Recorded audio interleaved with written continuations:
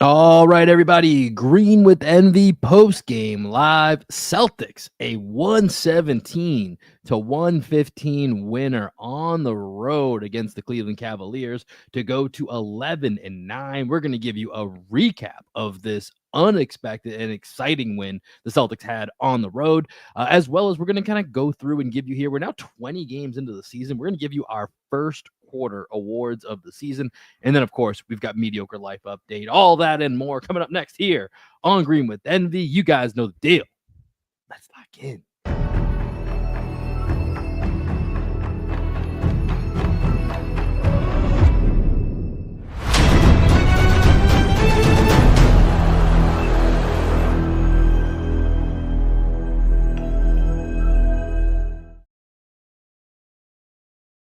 What up, what up, what up? Welcome into another edition of Green with Envy, a live post-game show after what is a surprising 117 to 115 dub for the Celtics against the Cleveland Cavaliers. No Neemias Queta, no Derek White in this one, and yet the Celtics are able to pull out the win on the road. As always, this is your boy Will Weir checking in. How you doing? How you living? Hope everybody out there had an amazing Thanksgiving week. Hope you got to spend some time with your friends and family and loved ones. Speaking of friends and loved ones, let me bring in my best friend, co-host, and the coach of our podcast, the one and only Greg Menakis. Greg, I know you're playing with a little bit of an injury here, so whatever you got tonight, we appreciate you powering through as always. You're also muted right now. Great start.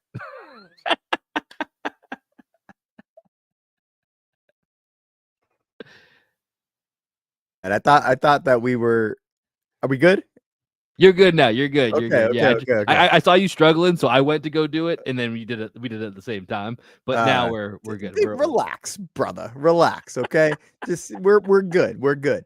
Everything's cool over here. I got nothing to complain about. Life is good. If there's any updates, I'll provide the updates during the Mediocre Life Update. So don't spoil everything for the podcast listeners. Will, tonight is a great night because the Boston Celtics go in. After 20 games, I was 100% expecting to be 500. And the fact that we are not 500 means that this first quarter has been a undeniable success. Right. Exceeding expectations, which is 11-9. 11-9 is definitively exceeding both you and I's expectations. And I think both you and I had pretty realistic a set of expectations for this team, that a 6 seed was somewhere around the ceiling of what this team is, but they're probably somewhere in that play-in mix. And, the East is just a giant pile of mediocre that we will talk about here on this episode. But 11-9, and I think there's a lot of positives. There's way more positives than negatives in my mind for this team right now and where they're at. And we're going to cover that as we're going to get to here our first quarter of the season, which is kind of crazy. We're already there. First quarter of the season awards. We got a few different categories that we're going to go through. But Greg, I do want to spend a couple of minutes here on this game because you and I texted before this. We saw Neemias Queta was out. We saw that Derek White was out. We 100%, this is second night of a back-to-back after a really tough loss to a Minnesota team where it felt like you were in control. Minnesota came back and got it. Then you fought back. Then Anthony Edwards hits this, crazy shot to kind of seal it. And it's just a night that was all set up for the Celtics to lose. Instead, they come out fiery, and now they're 2-0 against Cleveland, who was the preseason favorite with the Knicks to come out of the East. So go ahead and explain this one, because this was definitely the most unexpected win of the season, I think. I think some of it has to do with like the stuff that our Celtics teams in the past have done to other teams, right? Where we see stars are out and then we underestimate what that team can do. And I think the Cavs kind of did that to us tonight, because when you see Derek White is out, you see Neemias Queta, who's our only big man, is out. You think that you're just going to roll right through the Celtics second night of a back-to-back after a hard-fought game in Minnesota last night. And Peyton Pritchard just looks at the Cavs and it's like, nobody on this team can guard me. I'm just going to go off. And this is one of the things that I've always really appreciated about Pritchard in this particular matchup against the Cavs is Darius Garland cannot guard him. There have been, like, if you go back to last season, the season before that, I have been on record saying that Peyton Pritchard just owns Darius Garland. And tonight they just started the game with Garland on Pritchard, and then, early on, they're like, we just can't do this anymore. There was a lot of Tyson on him. Proctor was on him for a little bit. They even put a little bit of length with Hunter on him at one point, and nobody could guard him. Something that's interesting to that point, Greg, about the Garland and Pritchard matchup is towards the end of the game, the Celtics were kind of hunting when they're trying to secure the lead, right? They're trying to hunt that Garland on Jaylen Brown matchup. And weird enough, I think Garland actually fights his ass off against Jaylen Brown and is actually a little bit pesky. Yeah. And so they're fighting for that. And at one point in my head, I'm like, can we just not go for that switch and let's just let Peyton cook against Garland? Yeah. And that actually was the last basket. Was they called off going for hunting that switch, and it just was Pritchard against Garland, like you're talking about here. And that was, I think, the last field goal the Celtics made was that Pritchard going straight up against Garland. So, I mean, tonight is, without a doubt, Peyton Pritchard is the star of the show, even with foul trouble, right? You think about if he didn't have foul trouble early on, what does the stat line look like? He only played 30 minutes in this game, right? Like he's a guy easily, if he's not in foul trouble, could have played 40 minutes tonight, no problem, right? But ends up going 15 of 22 from the field, 6 of 11 from 3, 6 of 6 from the foul line, finishes with I believe a career high 42 points, 3 rebounds, at least a career high on the road, 42 points, 3 rebounds, 3 assists, and just a masterful performance from who I think just felt so in control of everything that he was doing. There was a play, Greg, in the third quarter that I just was like, this is a different Peyton Pritchard, where he gets the ball in the left wing, kind of shot clock coming down, has this nasty little like veer side Euro step to get the shot off before the end of the shot clock. And it was just one of those Peyton Pritchard nights that you're just really happy if you were watching this full game and got to see it from start to finish.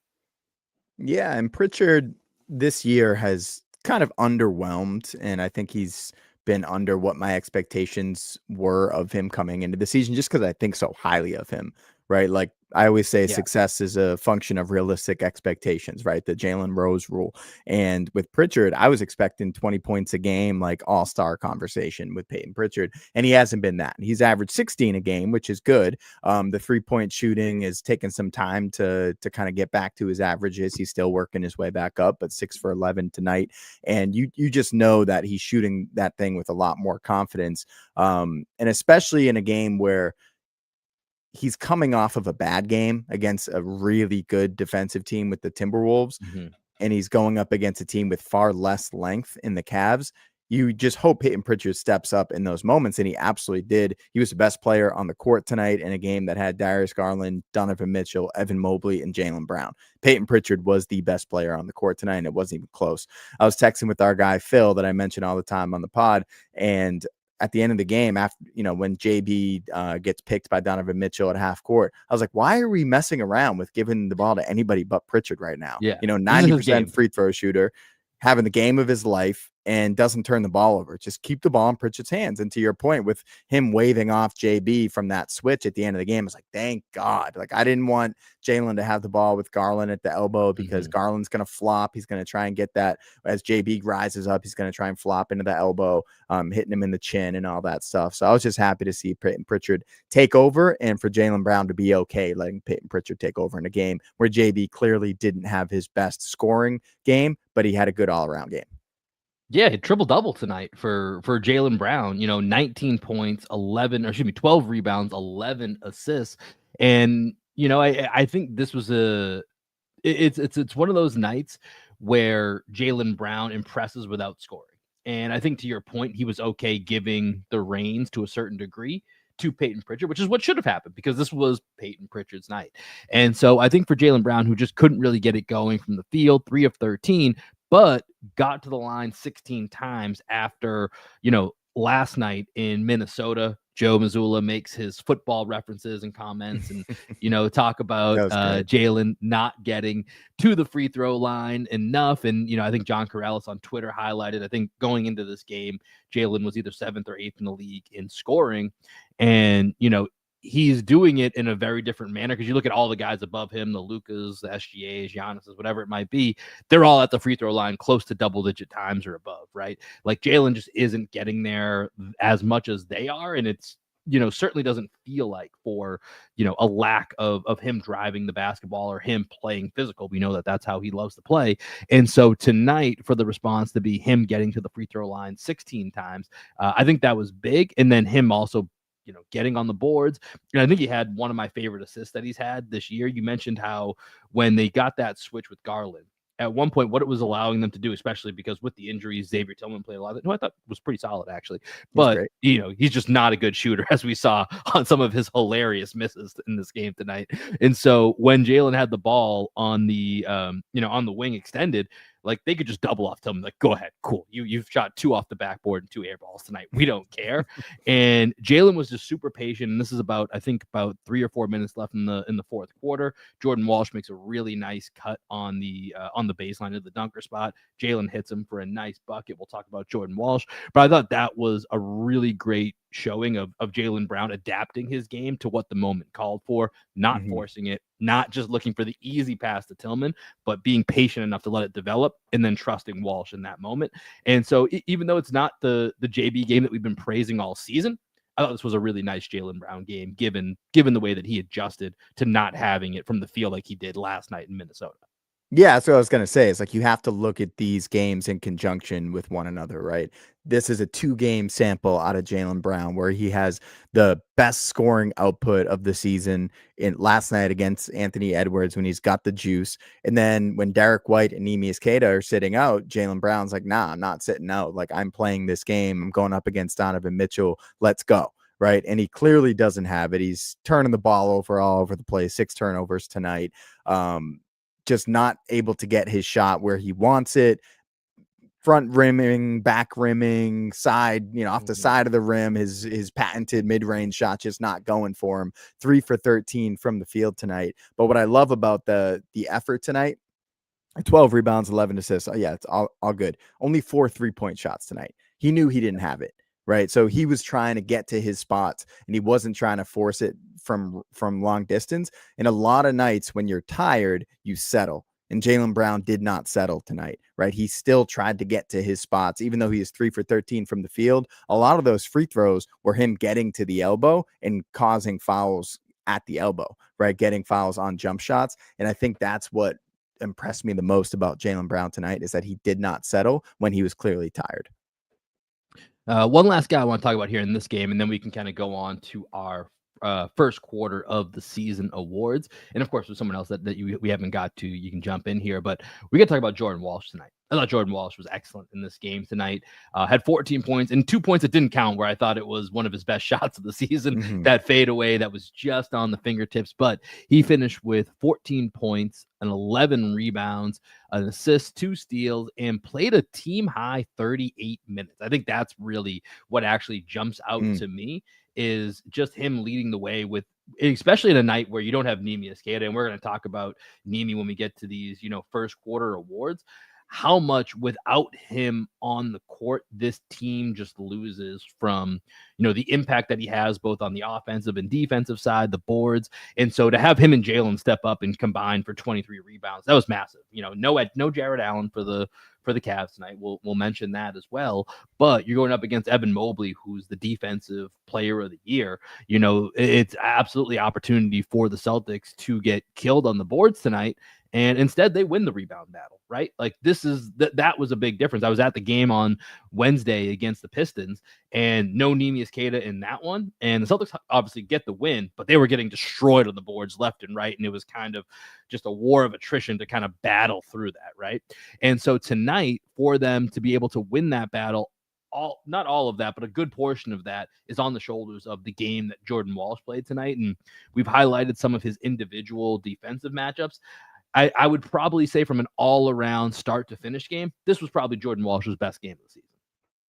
I would agree. I think it's his best game of his career. He held Donovan Mitchell to 7 for 16 from the field, 3 of 7 from 3. And 2 of those last buckets were in the last 30 seconds of the game, desperation shots. Donovan Mitchell was also forced into 5 turnovers tonight. And I think it's just Jordan Walsh, like, really realizing his potential as an all NBA level defender. It's, when you watch other teams and you see guys with length, and you don't see them very often, I like the guy Tomlin for the Cavs, right? Every Yeah. time I tune into the Cavs, I'm like, damn, Tomlin is just long as hell. Same thing with Jaden McDaniels, like the night before, he's long as hell. And tonight, I really tried to focus on Jordan Walsh's length, like unbiased, like I don't see him every day, and he's one of the longest guys out there, man. His wingspan's like 7'2" or something crazy like that, and I think he just surprises people with his ability to contest late. And Donovan Mitchell was bothered the entire night. Jordan Walsh is always in your jersey and he's always going to contest your shots. And I think the Celtics, we're going to get into some awards here, but I think the Celtics may have actually found one in Jordan Walsh. Yeah, Jordan Walsh will definitely be talked about in this next segment here. But to put a bow on this here, Celtics win 117-115 against the Cavs. They go to 11-9 on the season, 2 games above 500. Now 2-0 against the Cavs, Greg. Like that's honestly, that's really, really impressive for where we thought both of these teams were going to be. And they're 2 very, very legit wins against this Cavs team. And it's funny, over the break, I met up with some friends from high school. One of our good friends, Dom, she's actually married to a Knicks podcaster, Alex, who's been on this show, Alex Chataros of Knicks Fan TV. And so we were together, so we were talking for a little bit, and we started talking about the East.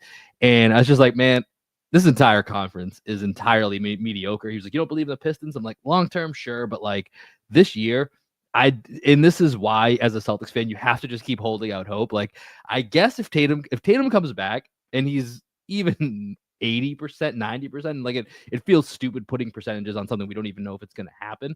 But there's no reason this team can't be right back in the conference finals and or potentially win this conference, because from everything I've seen, the game against the Pistons where I was at, this game, Knicks at full strength, they were the one team that I told Alex that I was like, I think that's the only team that is genuinely has an opportunity to be competitive against anything I've seen in the West, because this is legit varsity, junior varsity leagues here, is that if Tatum's back on this team, maybe Brad can find one more tweak with a center. There's no reason the Celtics aren't just right back in this mix. Right. Yeah, totally agree, man. I think with Tatum, it's all going to come down to, like, obviously health is the main thing, but how does he fit back into this mold? Does the entire team just revert back to Tatum ball, where he's the entire, offense and everything runs through him? Or does he learn from these 50 games that he's out and learns how to integrate himself in a different way, because he's not going to be the Jason Tatum of old? Maybe we can get this new version of Jason Tatum where he's more like, we've always called him like Swiss Army knife, but even more of a role player than he has been in the past. Yeah, that's fascinating to think about, and that will be certainly something that we'll have to take a look at if and when we get to that time. We still have, I was thinking about this earlier as I was pondering just how weak the East is. I was like, we still have like 3 full months of basketball, December, January, and all of February, before it's even a realistic possibility for Tatum to come back. So we'll have plenty of time to suss this out and see where, things land. But promising start so far, like where the Celtics are at. And so with that, we wanted to kind of reflect back here on the first quarter of the season. We're 20 games in here of the 82 game schedule. Celtics 11-9, ninth in the East. We'll see, everything so close that we'll see where they end up by the end of the night once you get some other finals in here. Could jump up to 7th. We'll see. But 11-9 on the season. So we're going to go through and give a few different, we have about 5-6 different categories here that we want to get into and highlight where this team is at right now. And I think we should just start at the top, Greg, with MVP, because it's someone that we've already kind of touched on here. And I'm going to assume we have the same guy. We have not talked about who we have here. So I'm going to take a wild guess and go with, you have Jaylen Brown for this category. I do have Jaylen Brown for this category. My guy, Jaylen Brown, stepping up and having the best season of his life. Averaging close to 29 points, gets a triple-double tonight after a 41-point masterpiece, dueling with Anthony Edwards last night. And Jaylen's just doing everything that you want out of him in a season where we said this was like a make or break season for Jaylen Brown in the offseason, as we were looking into, his value around the league. And one of the exercises I kind of wanted to do on this pod, I just wanted to kind of spring it at you, Will, is he just went up against Anthony Edwards. He just went up against Donovan Mitchell. We've always had him as like a top 15, top 20 guy. All things considered, this season, Where do you have Jaylen Brown in your rankings? So it's a great question. I'm not entirely unprepared, only because I tweeted out, I think it was yesterday, that I was like, Jaylen Brown's all NBA right now. The only question is what team, right? Right. So I Yeah. went through and just did the exercise of I just looked at the standings and just wrote down just like, quick look at like who are the best guys in the league right now that would have to be, like these guys can't miss for all NBA. And there's probably some fringe candidates I missed. But here's the group of guys that I came up with. It ended up being 15 guys that I wrote down.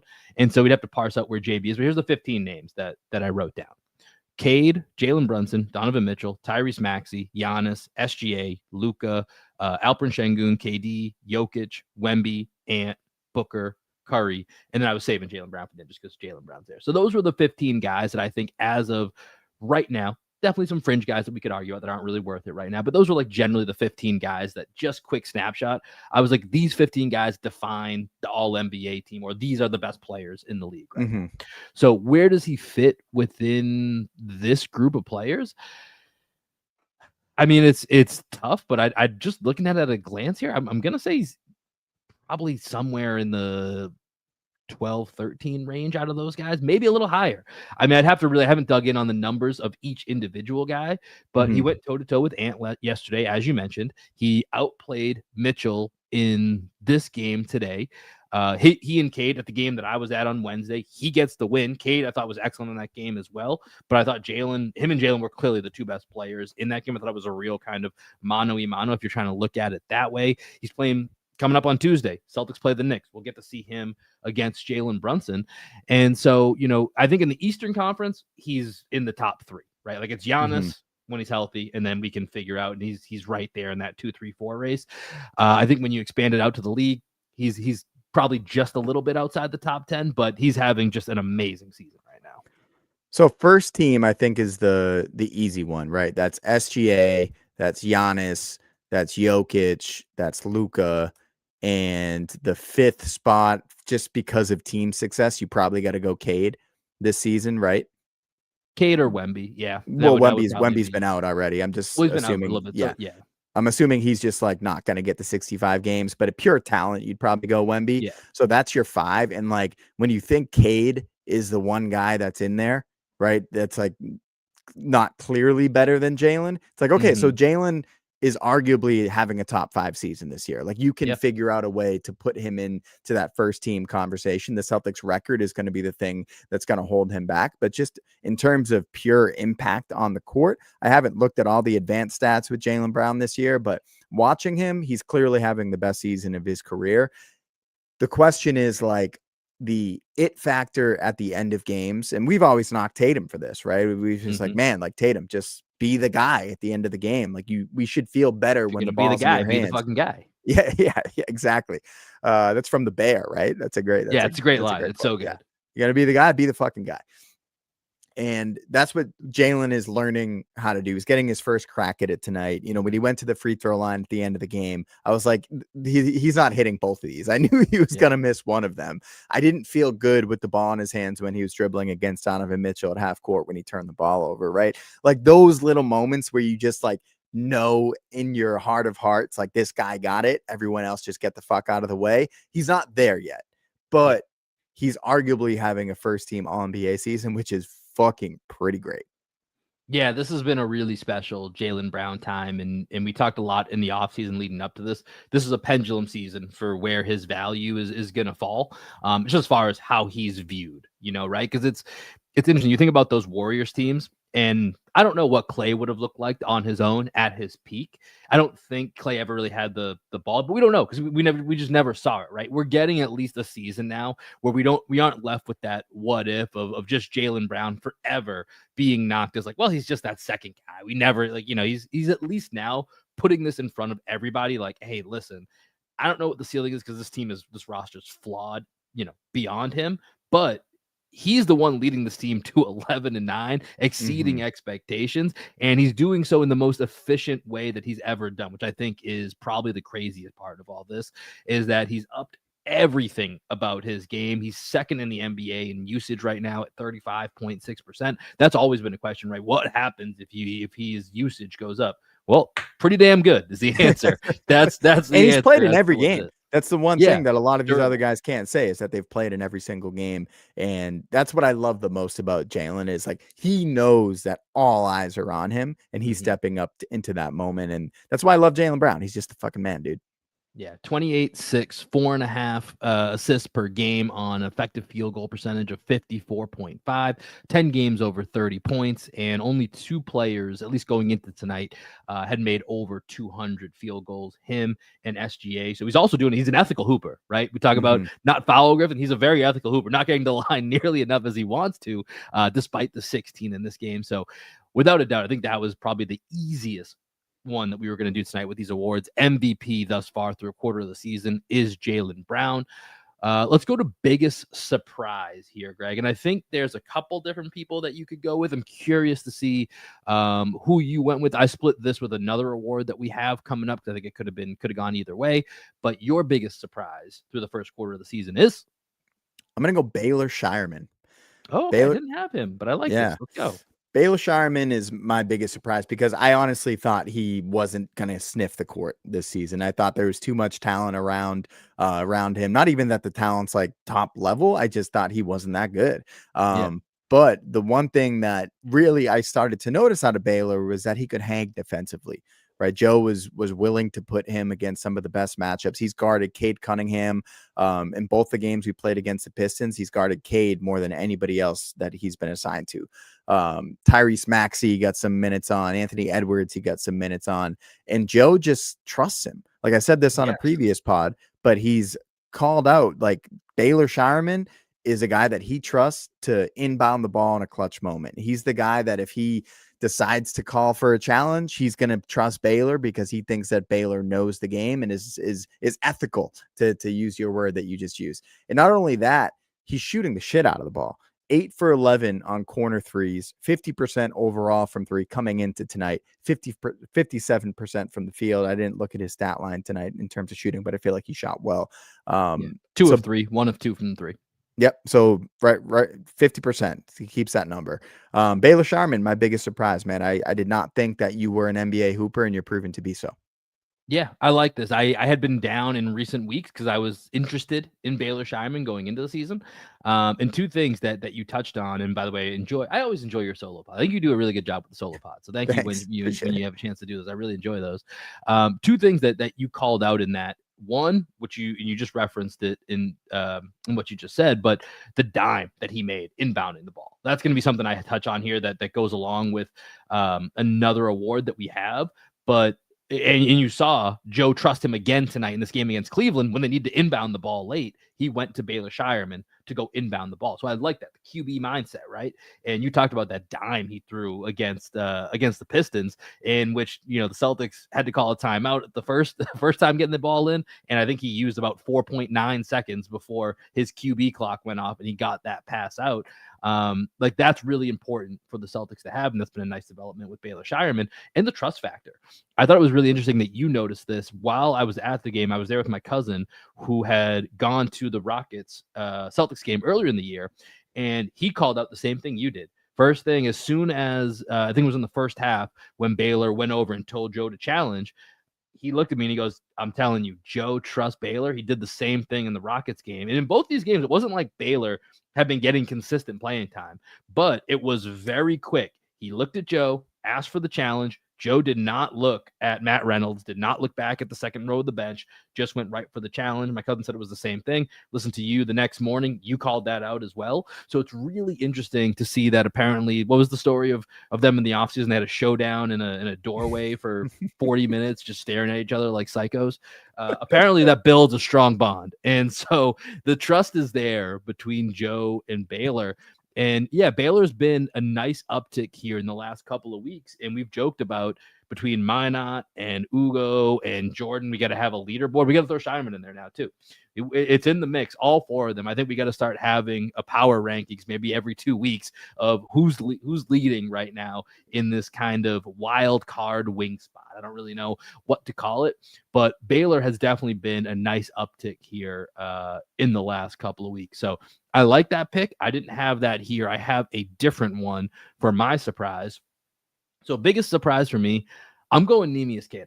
And for me, it's just how massively important he has become to this team. And, the numbers dictate that with him on the court, plus 15.2 net rating, off the court, minus 3.9. All of their rebounding statistics go off a cliff if he's not in this game. He's analytics wise, he is hitting all of the marks that you're going to want to see.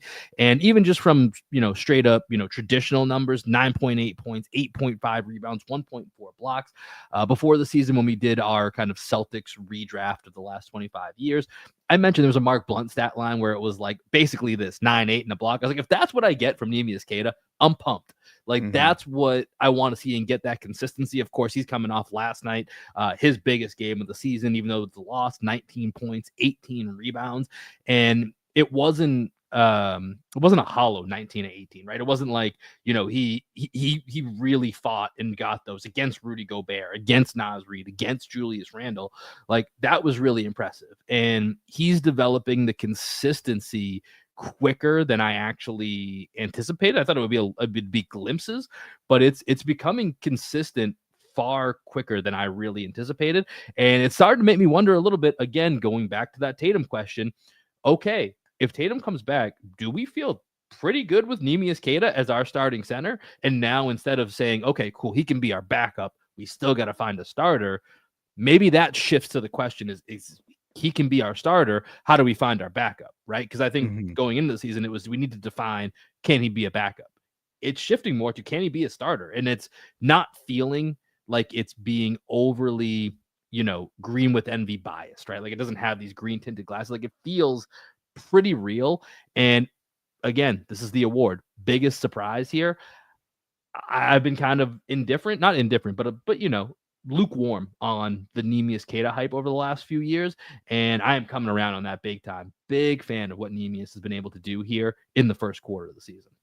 Yeah, I actually have him for most improved. So Kate is my most improved. He's 7th in the league in defensive rating, 101.8, 9th in net rating, 7th in offensive rebound percentage, and 6th in total screen assists. And Scal called it out on the broadcast tonight. As him and Drew were talking about Queta not playing, and they mentioned how Queta is just doing a lot better job of setting screens and knowing the timing on those screens, when to hold an extra second, when to slip out early, things like that, like the angle to set the screen, when to sprint up into a screen, all these little things that make the difference, where like he was clearly under the tutelage of Al Horford, who's one of the best screeners in the game over the last couple of years, and Luke Cornett, one of the best screeners in the game over the last couple of years. And it took him a little while to catch up to the speed of the game and to do that consistently without getting, 3 to 4 offensive fouls a game like he was early in the season. That has come down far. Like, I can't even remember the last time Nimi got called for one of those moving screens, right? It's just like they were so frequent. Preseason, yeah. I was nervous because it was a disaster, that one game against Toronto, and I was like, this is where we're starting from. Like, this is the simple stuff that needed to improve, and it stood out so much, and he's come and corrected it, full bore since then. Yeah, he's great, man. I think you hit the nail on the head. Neemias Queta is a starting center in the NBA. And like, I was looking at like all the names surrounding him with all the defensive stats. He's like a top 15 center. It's not even like he's like the 29th or 30th best center. Yeah. He's like a top 15 center in the league this year. And I think those counting numbers of like the 9 and 8 by the end of the season will probably be more around like 11 and 9, 12 and 10, which is like at the beginning of the season what I was projecting from Queta was a 12 and 10 season. So I do think that Queta deserves most improved. And I even saw Abby Chin on the broadcast. She called out him for most improved player in the entire league. Yeah, I mean, I mentioned that in the preseason as like a dark horse, right? Like, if this team, when we were kind of laying out what's the scenario, this team is a top 6 team or a top 4 seed in the East, like some people wanted to say, that was one of the check marks, right? There's like Nimi is like a defined starter and is in the most improved discussion. Like, that's absolutely, and it's, that's a weird, category when you get to the end of the season as to like who fits it, but he's at least got his name in the ring for it. And so for me, he was my biggest surprise, but you mentioned he was your most improved. So let me go with my most improved. And that goes to a guy that we talked about in this game against Cleveland. And it's Jordan Walsh. And it's kind of similar for some of the reasons that you mentioned, Shireman. we sent him to China a couple weeks ago, right? Like we just were like, I don't think Jordan Walsh is just gonna make it. Like he's a nice kid, got the length, got the size, but it's just like he hasn't ever put it together to even give us a sample, right? To give us a sample of, okay, I can at least hold on to this. And the way that he's come on now, where he's now started, I wrote 7 games with this game, he's now started 8 straight games for the Celtics. The way that he has come on and the way he came into his own and the confidence, this is the thing that's jumping out to me the last couple of games, and especially in this Cleveland game, the confidence with which he is shooting the ball when he needs to shoot the ball, where he is crashing the glass. He had, a couple rebounds tonight where he just straight up ripped it from dudes, right? Like he just got down there and was like, fuck out of here. Old school Carmelo style. Fuck out of here. Grab the ball, go up with it. I talked about that nice cut that he made towards the end of the game, which Jalen hit him for the pass. You see the instincts are starting to kick in. There was so much of Jordan Walsh the last couple of years that when he was out there, where I almost wanted him to have a little bit more young Aaron Nesmith to him. Like, go make a mistake, man, please. Like, go do something reckless, because right now you're just doing nothing. And now what he was doing and playing safe, he's playing instinctually, and you're seeing him kind of take it to the next level, along with that all defensive portfolio that he's starting to build and the profile that was always there, which you've called him, Andre Iguodala-esque in his profile. Like that's always been there, but now you're seeing the theoretical become the practical, and it's really fascinating for me to watch a guy that I was completely out on 3 weeks ago, and now feel like I'm developing just a whole new, way appreciation for him at this time. So for me, that's my most improved, just because to your point of being what's the phrase you use, relative to expectations. You used it earlier. This success is a function of realistic expectations. Right. My realistic expectation was I'd be shocked if he plays, and now he's the starting small forward for this team. Right. And small ball 5 as well. Joe Mazzulla went to small ball 5 with Jordan Walsh when he just like gave up on Josh Minott tonight. Minott had a great game and could have been in the running here for biggest surprise and most improved. Josh Minott's had a hell of a season as well, but Jordan Walsh is the guy that's standing out more than anybody, right? And the fact that Joe Mazzulla is trusting him to go small ball 5 and guard Evan Mobley, right? It's like pretty special stuff out of Jordan Walsh. He guarded Jaren Jackson Jr. in another game. And then Drew Carter called it out on the broadcast. He called him the garbage man tonight, which got me thinking.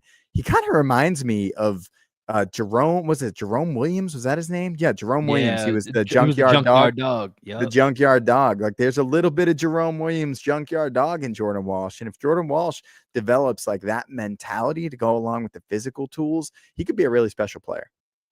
Jordan Walsh got that dog in him. All right, let's go. We got 2 more categories here that we are going to rip through. Biggest disappointment. Do you want to take this one first, Greg? You want me to go first? I'll go first. Okay. And wondering if we have the same guy. Derek White. No, different guy. Okay. Take the floor is yours. Similar. Success is a function of realistic expectations. I was expecting an all-star season out of Derek White, and we've gotten anything but that. We've had 1 or 2 games where Derek White has looked like the offensive force that we were expecting out of him. He has shot very poorly outside of a couple of games. He's, barely over 30% from 3.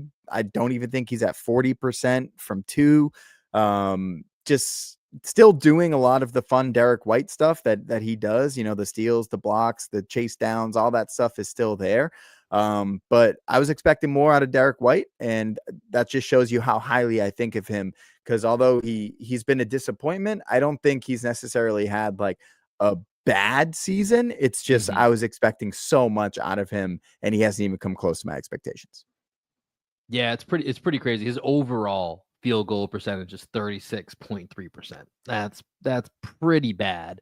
And 42.3% from 2 is what it is. And I did consider Derek White for this because of just how we view him. But to your point, I still don't think he's been bad. There's things that, has gotten better. There's less of those early season just nonsense heat check threes that we're seeing in there. But there's still moments where I was rewatching because I was kind of half watching some of that T-Wolves game yesterday, so I rewatched the second half this morning, and there was a play on the right wing where he has an up fake, and man, I just feel like there's been moments that his mid-range, or he's got that floater, like when he's able to mix it up a little bit more, right? That's when you start to see the good Derek White, right? And then he can kind of get into some of those 3-point shots.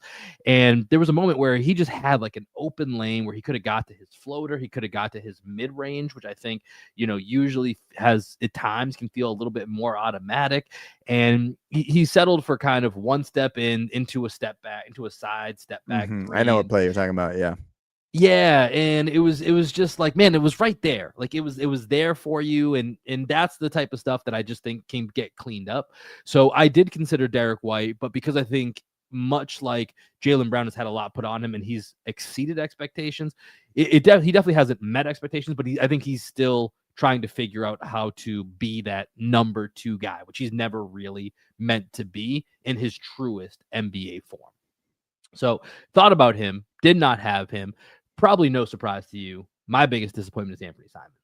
Now, Anthony Simons tonight against the Cavs, probably one of his better games, right? Gave you actually kind of what you were looking for. A guy that can get hot quickly and can kind of sustain your offense for a little bit and not put it all on Jaylen Brown, Peyton Pritchard, and Derek White. Just give you somebody else that can create their own shot and doesn't have to, doesn't turn the ball over, right? No turnovers tonight. Had 18 points, 8 of 14 from the field, but it's just been too far, and it's just been too little, right, from Anthony Simons. You get a little bit here and there, but it's just not enough. And it's not entirely his fault, which I will get to here in a minute. But he's shooting the ball well from 3, right? You got to give him his props on that. He's shooting over 40% for a team that shoots a lot of threes. Not a lot of guys shooting over 40% for the Celtics right now. So to have him shooting the ball as consistently as he is, I think it's something they need more of, which is not all on him. Again, I will get back to that, but he's not really doing much else. Like, I don't know if you remember from the game against the T-Wolves yesterday, Greg. Anthony Simons against Naz Reid on the wing. I feel like that should be something that a guy of Anthony Simons' caliber, you should be able to create something up on that. Got locked the F up by Naz Reid. Like, wasn't even close. Like, didn't even get there was never a moment where I was like, oh, he's going to get by Naz Reid. Oh, he's going to create space and get a step back. Just Naz Reid hanging with him blow for blow. And Naz Reid is a okay defender on the perimeter, not necessarily his forte. So if that's where you're at right now, like that's just really hard to swallow. And there just hasn't been enough of the Simons experience that I've enjoyed. And so the shooting from 3, cool. Need more of it. And just the on-ball stuff has just been really, really gross most of the time. And I just have not enjoyed Anthony Simons on this basketball team so far. Yeah, I'm mostly there with you. You said you're gonna get to this at some point. Is this mediocre life update, or you want to talk about Missoula right now? So we have another award here. Yeah, we talk about Missoula now. Okay. Because that's the other award that we have here is kind of the TBD. Like I need to see more. We don't 1 quarter is not enough. So this is a kind of a cop out of an award. It's more just what else do we need to see more of? I need to see. I'm so when I was texting you, you mentioned this. I was texting you, asked me for thoughts on my on Wednesday. I was at the game. There's a whole bunch of Joe Missoula's thoughts because I am very, very confused on how I feel about Joe Mazzulla as a coach. The results say I should think he's one of the best coaches in the league, hands down. It's not a question. Even when you look at some of the high level numbers, they're 5th in offensive rating. They've dropped to 17th in defensive rating, but I think that will tick back up eventually at some point here. 10th in net rating. They don't turn the ball over, but there's just certain things with Joe that are just really bugging me this year that I subjectively don't know how to feel about. And there's 3 things I'll give you here, Greg, that really jump out to me that I'm going to try and give it more time before I feel definitive. The first thing, just because I was talking about it, is the Simons situation, right? Like Anthony Simons, he's been very disappointing in what he's produced, but the moments that he has produced, I think they can be better, but I think Joe has just neglected to try to put him in better situations. And as a coach, I understand Simons isn't probably your perfect player, Joe Mazzulla, but it's your job as a coach to make the most out of the talent that you have on this team. And he's just not doing that with Simons. Yeah, And like Brad Stevens would be getting him paid this offseason. Exactly. And Anthony Simons is the opposite of getting paid right now. I Yeah. think it was a Zach Lowe podcast recently where he did say, I did talk to a few scouts where they were alarmed at just how difficult it's been for Anthony Simons to fit into Boston, because it felt like on paper, hey, this should be a good opportunity for him to really Right. stand out. And remember, I texted you at one point when we were playing the Knicks. I was like, who's getting paid more this offseason? Is it Grimes or Simons? I think it's clearly Grimes. It's easy. I don't even think it's a question right now. Like Yeah. there's no doubt about it. And so, but to the Missoula point, like Simons has shown you there's something valuable that he presents when he gets hot real quick, the way that he can, stretch the defense and is a really good shooter. But like the thing that drives me crazy, Greg, I'll exclude tonight's starting lineup in the fourth quarter because there's a lot of injuries. But against Detroit and against Minnesota, here's the lineups that Joe Mazzulla went with to start the fourth quarter in each of these close games against two far more talented teams, I would say, top to bottom with their depth. Against Detroit, the lineup is Simons, Hauser, Gonzalez, Shireman, and Minot for 4 minutes. Mm-hmm. In Minnesota, it's Hauser, Peyton Pritchard, Simons, Minot, and Shireman. Those are weird lineups. Specifically the Detroit one, I was going nuts. I was like, what is this lineup that we are presenting here in a close game? And especially in that Detroit game, Simons hadn't played the entire third quarter. I think he played the last 30 seconds of the third quarter. And then he played those 4 minutes, and that was it. So that was not putting Simons in a position to succeed. Like, that's a really bad job by Joe, in my opinion, outside of the lineup being weird. But that's where you're trying to put Simons into that position to carry a team. It just didn't make any sense to me. So that's one of the three things. I want to give you a chance just to reflect on that, because I went a little bit longer on the Simons and Mazzulla of it all. Yeah, the only thinking there is you're up against the Pistons. You have 4 really good defensive players. Well, who was it? It was Minot, Ugo, Shireman, and Walsh. Hauser and Simons. Oh, yeah. It's not a good lineup. It's a weird lineup. It's just a bad line. It's just a bad lineup. Yeah. Joe's been all over the place for me. I was texting with Phil. I was like, man, I know I shouldn't look at Ime and have those wandering eyes, but I watch the Rockets and I'm just like, God damn, Ime's a good coach. He's a really good coach. He's a really good coach. We went from Ime to, it'll be Will Hardy. Nope, Will Hardy's on the Jazz, to now we have Joe Mazzulla. First year's a mess. Second year, championship. Third year, it's, I don't know, Joe was okay, I guess, last year.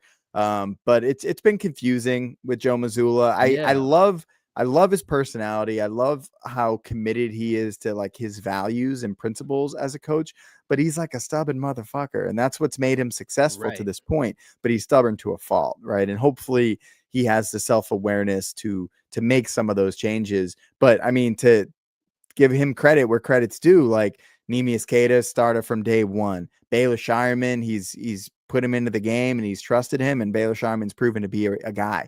And it's interesting. It's interesting. I don't know. Yeah. I don't know how I feel about Joe. I mean, this is why it's my TBD. I don't know. I have fallen on. He is certainly above average, right? He's certainly above average as a coach, but there's something left to be desired, whether it's the constant worry of, are we just going to leave the game with 2 timeouts? Is Joe gonna, even tonight against the Cavs, when they were, what were the Celtics up either 2 or 3, it's under 20, they have to foul because it's under 24 seconds. Get the ball to half court. Don't allow us to potentially get caught in the backcourt, and then we call the timeout with 3 seconds left to get it over. And at that point, I don't even know if that's the time to call the timeout, because there's 3 guys on Pritchard and 3 guys up the court wide open. You know what I mean? And then getting the ball in, this is the point of going back to that Shireman dime. Half the time that Joe isn't using his timeouts and saving them, we have to use them because we can't get the ball in because Joe has no plays when we're getting the ball in. Even tonight, the play was just kind of thank God Pritchard was open, and Pritchard sprint and scramble for 3 seconds to try and get that ball across. And so that's why, as you and I were texting at the end of the game, I'm like, if this game's close late, I don't have any confidence that Joe's getting us in a position to win, right? And that's where, to the point that you made, his philosophy of advantage basketball it works great for the first 44, 45 minutes because you're just constantly looking for advantages. But when the game slows down and the coach needs to insert themselves into these, after timeout plays, these out of bounds plays in which a coach can really make a really strong impact, I think the Celtics are at a pretty strong deficit when it comes to that. And you're looking at these other top tier coaches. Fair. You got anything else on Joe? No, we hit the three things for me. It was the lineups, the Simon situation, and clutch situations. I guess I got to gather more info because I don't know how to feel about Joe. So that's my TBD. What's your TBD? I didn't have a TBD. I didn't understand the text when I got it, That's so fair. I'm unprepared for that. That's fair. It wasn't really an award. So it was just something that I wanted to talk about because I knew I saw it live and it racked my brain. Fair. Do we have anything else that we had for awards, or was that? No, that was it. We're gonna go to midlife update, mediocre life update, and bring in Alex. Midlife update. Okay. All right. Let's bring in producer Alex here, and then let's hit it right now. We are gonna do some mediocre life update.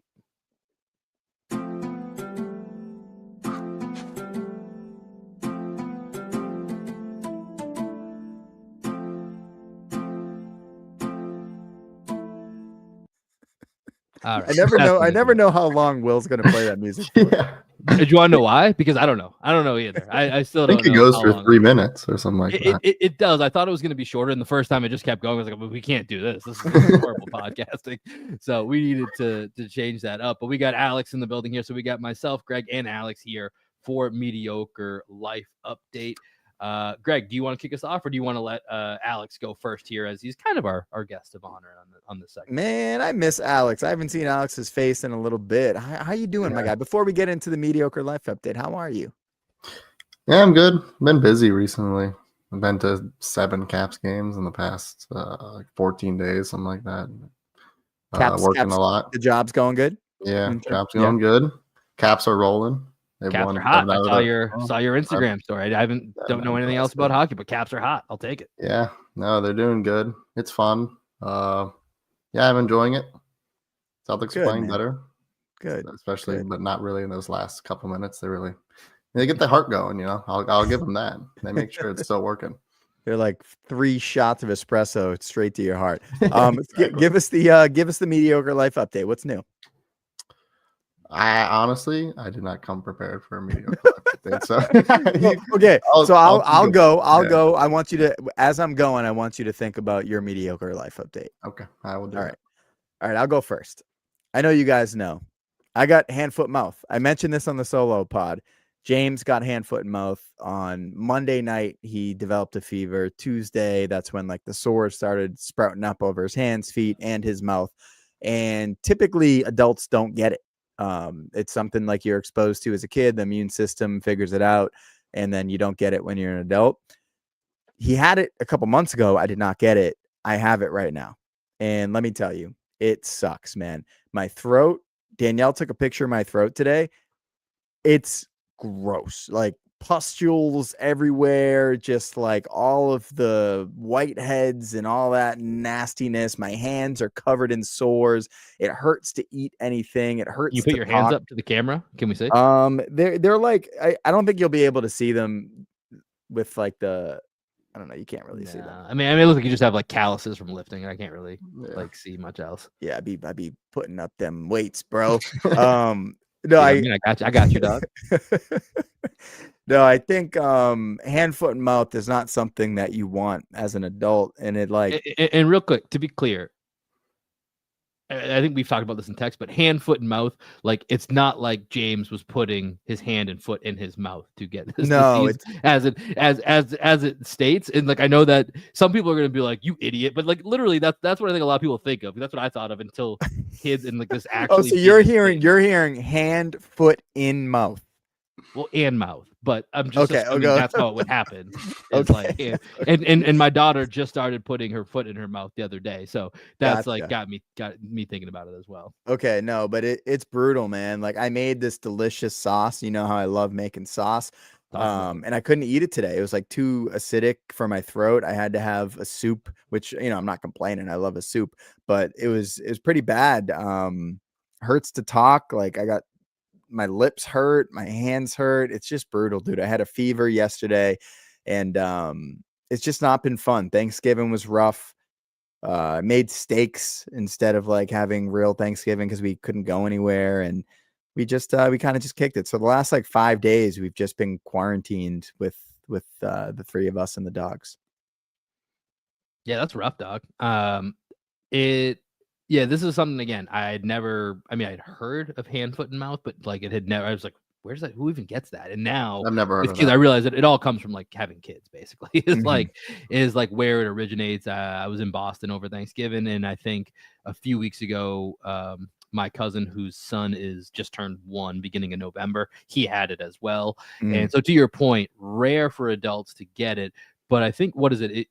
You had chicken pox, right? I know it's Yeah. not the same thing, but usually there is like, It's like what chicken causes pox, adults to shingles get it? adjacent. I think it's a Yeah, virus. exactly. It's a virus. Yeah.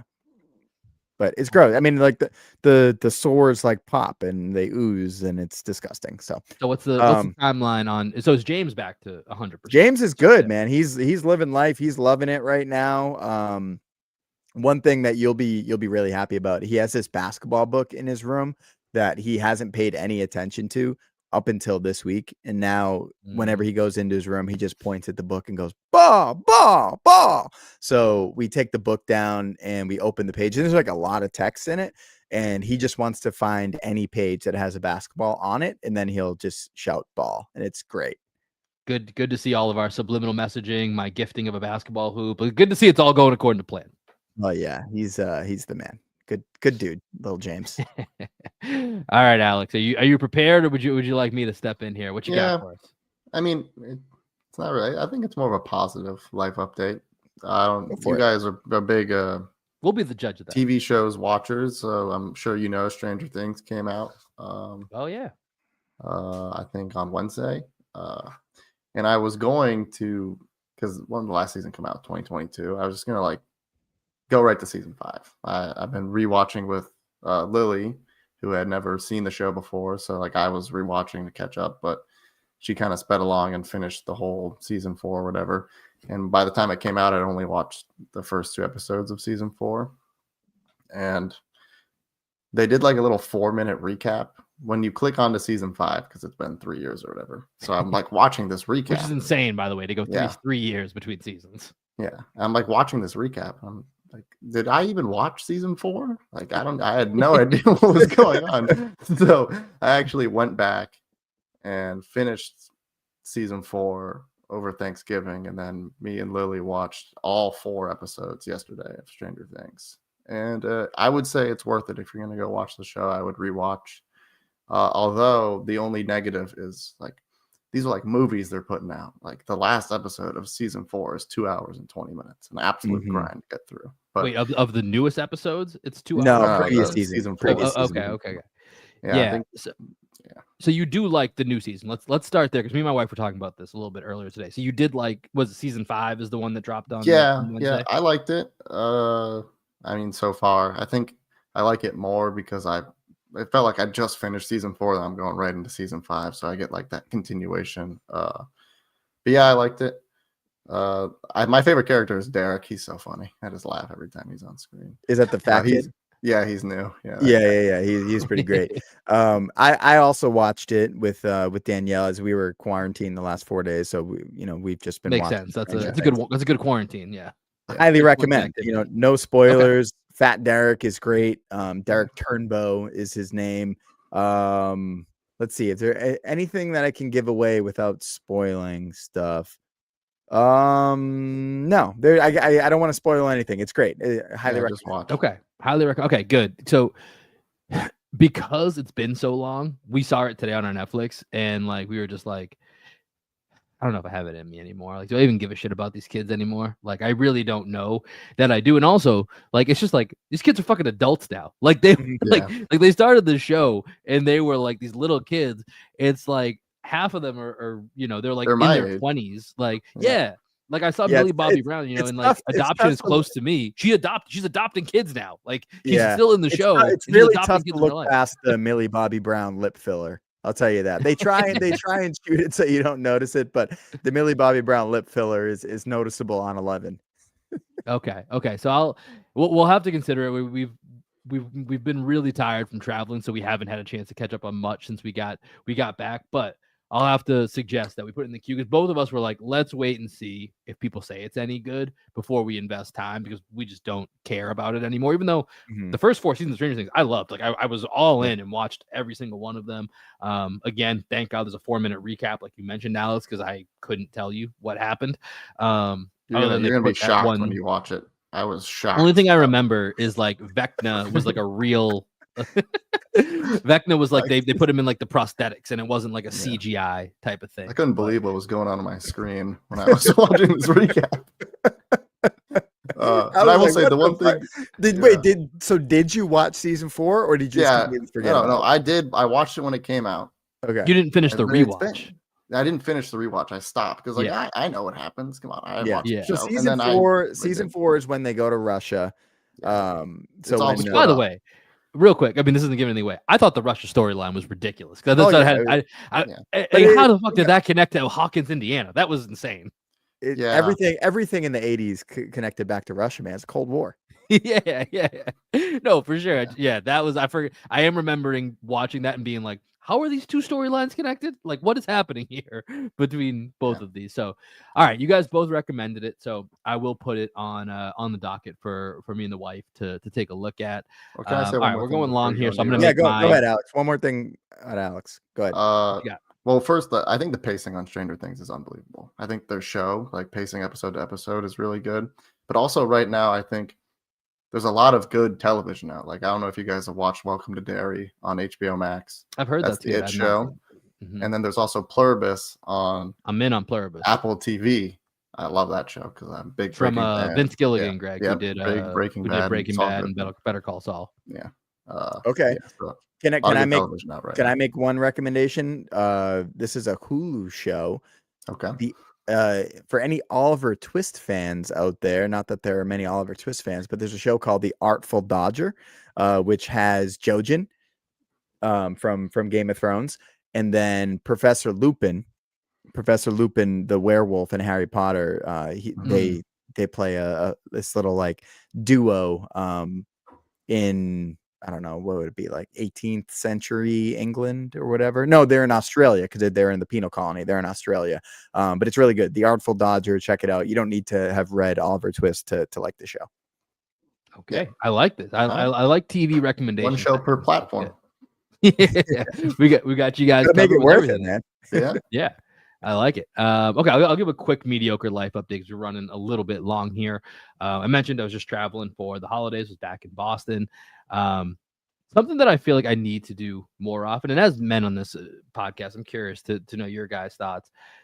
I feel like I let my underwear go a little too long, and I got some fresh, got some fresh underwear. This is what the segment is all about, baby. Go ahead, hit me with it. Got some fresh underwear for the trip, and you know how sometimes it's just like because it's already curled up and like it's not easy to pack, right? So it's like, all right, I'm not even gonna take these out. I'm just gonna put them in, take them out of the box, but put them in the suitcase as is. So put them on brand new, fresh, like first day after you get back after a flight and whatever. Man, I feel like $1 million when you put on a brand new pair of underwear. Like that's a great feeling. It's an underrated feeling. And it then makes you wonder in that moment, man, why don't I just wear new underwear more often? Like I got to change my underwear more often. Like how often are you either of you introducing a new set of underwear to your rotation?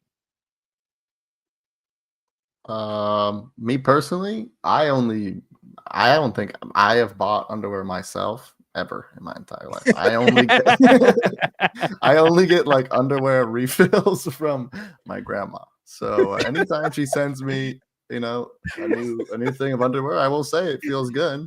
But I think I probably right now have like 70 things of underwear. She sends me so much, so I have a lot of. Dude, Abuela Gonzalez is hooking it up.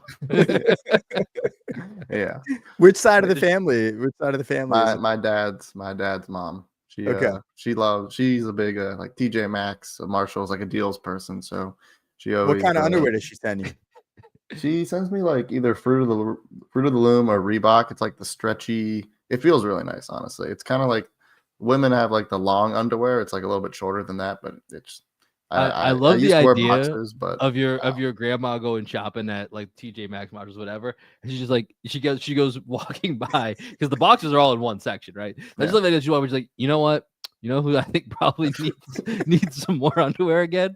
I think it's my grandson Alex. I think Like he could use these. I wiped this kid's ass a lot. I know that he's got some streaks on those underwear that I've sent him in the past. I gotta send him some new underwear. It's like Greg, you remember in Seinfeld when like Jerry's grandma keeps forgetting that she sends him like a $20 check or whatever it is, or like Right. like these small checks. It's that, but it just keeps sending underwear. She just keeps forgetting that she sent Alex underwear. It's like, you know what? I keep meaning to send Alex more underwear. I should buy him some underwear.